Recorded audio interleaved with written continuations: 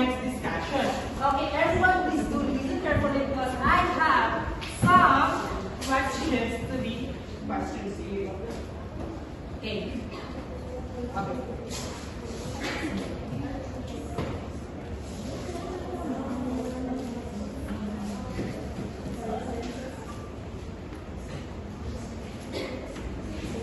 Alright. What have you observed in this video? Kindly raise your hand. One answer. Okay. Lance? I think that's a five sensation. I'm asking what you observed about the video. The first picture, I think face second. Yung severo. Answer yes? Who wants to answer? Yes? I think in the second pictures wherein it is regarding a blind person wherein they use his or her hands to know what is in the paper. Alright, that's correct. All you got it correct, yes. But to lead you with our next discussion, let's have first our word puzzle. Okay, as you can see there, the screen, we have the alphabet that corresponds with numbers. Okay, now, this is our activity that has the puzzle. Alright, as you can see, we have 28, 5, 6, 9, 22, 5, 19, 5, 14, 19, 5, 19. Okay. So, based on the code there in the screen, what letters corresponds to 20?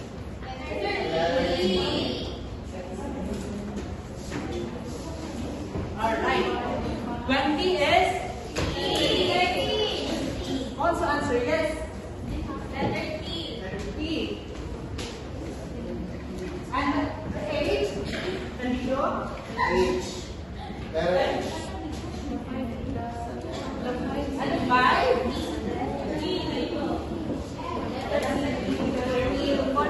Alright. Since 5 we have a lot of 5, so we can do what's called the E over 5. So we can easy here. And the next one is number 6. Let's finish. And the number 9.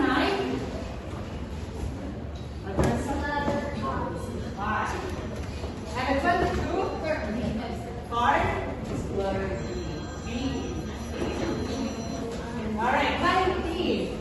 Letter S. And since we have 319, so we put 3S. So number 14. And so we create the topic today is about The five senses. So the 5 senses. So based on the video earlier, what sense we use to watch the video? That's correct. So with that said, we're going to tackle deeper about the 5 senses. So, before that, we dive in this discussion, let's have first our objective. First is identify the different sense organs of our body. The second one is describe the function of the senses of the body. And the third one is appreciating the importance of the 5 senses of our body. So,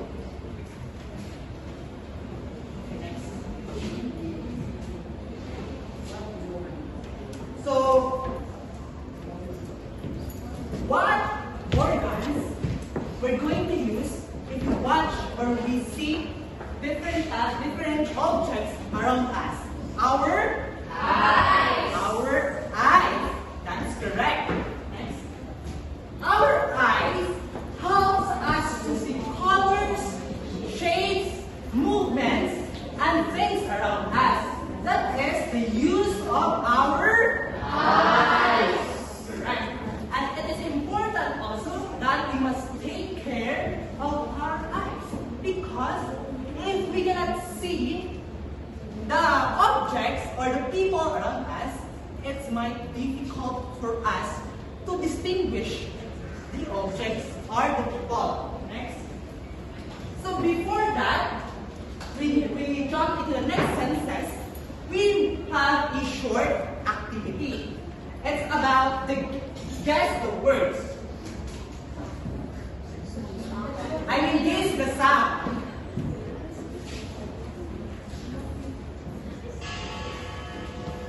All right. What did you hear? Sound of a bell. That's correct. Second one. Thunder. What do you think is Thunder. okay, let's find out. That's correct. Okay, the last one. Okay. What organs or senses we use to hear? Our ears. That's correct. Our ears. Okay, next. Our means of hearing, or our ears are responsible for the ability to hear sounds. Hear sound or different kinds of sounds, voices, and it's also help us to balance our body. Why is that so? Because our ears have a system that detects our head movements. That keeps our body in balance. Alright, do you have any questions about these two senses? With that said, let's have picture Chessa. Okay, so I have here something behind my back. Are you ready? Yes. Kindly sit properly, please. All right. So, what do you think is this? Flower. A flower. Very good. So, have you ever sniffing a flower? Yes. Oh, really? What about this one? Perfume. Perfume. Have you ever sniffing a perfume? Yes. All right. So, what do we use to smell? No. By using our? No. Did you hear our? No. So we use to smell by using of our Nose. So our nose help us to smell different scents, and also to take dangers like smoke from a fire. All right, understood? Yes. What the use of our nose? Smell. Good. And then the next one.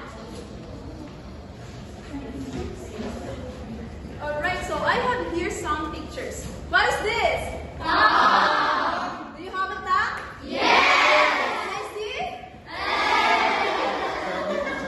Alright, so our tongue help us to taste food, right? Yes. So what are some flavors that we can taste? Give me one. Raise your hands if you want to answer. Okay, Queenie. Spicy. Spicy. Another one? Sour. Sour. What else? Okay. Sweet. Another example. Salty. Alright, what about the taste of a candy? Sweet. What about the lemon? Sour. Right, that's right. So our tongue has a taste buds that help us enjoy different flavors like sweet, sour, and also salty, and even bitter. Do you understand?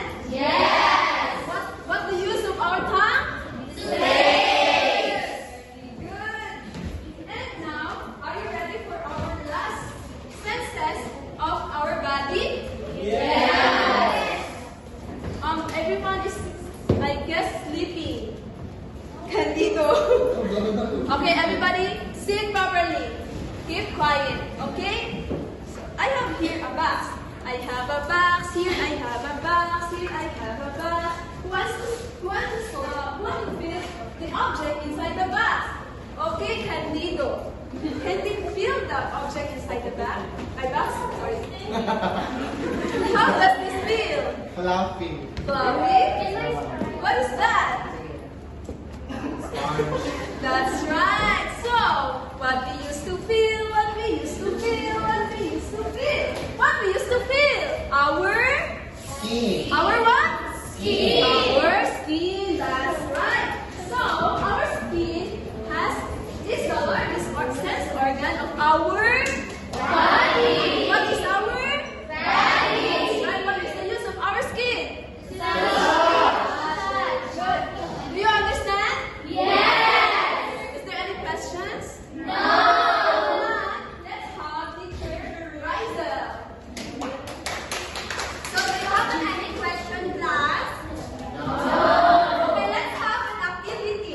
Are you ready for our activity, class?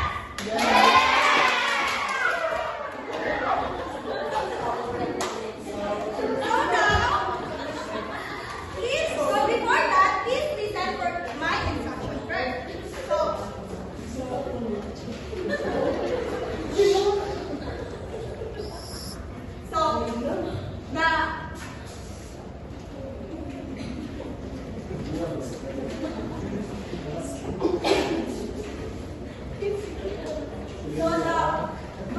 Look at the first picture in the first column. These are the different objects. These are the five senses: the eye, sight, the tongue, taste, and the skin, touch, and the ears, and the nose, smell. So, for example, this is the chocolate. So, can we use the chocolate? Can we use to see the chocolate? Okay, we write the check. How about the tongue? How about the tongue? How about the skin? How about the ears? Okay, you will put an X. How about that? How about the nose? Okay, who wants to try the next one? Me. Kaiga, come here in front.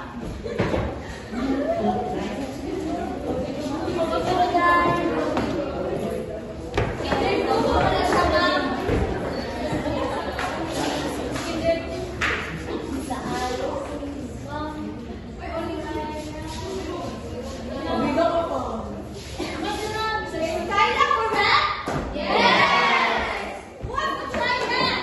Ami, come here in front.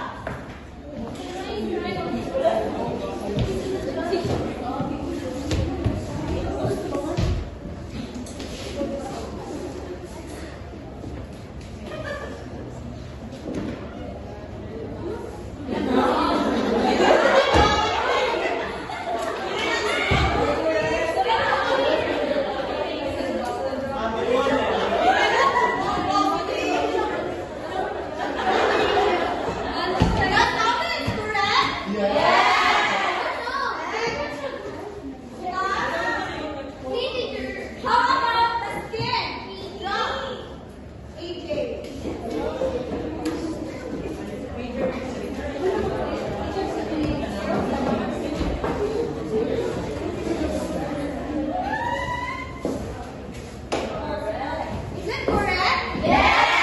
How about this one? Me.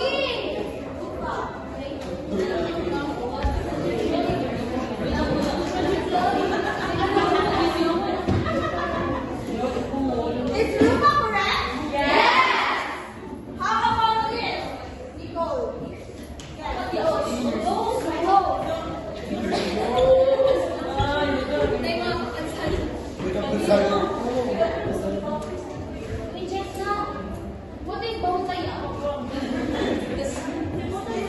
Is this correct? Very good. The next one is ice cream. What do you think ice cream? Can you see the ice cream? Okay, who wants to try? Jamaica, come here.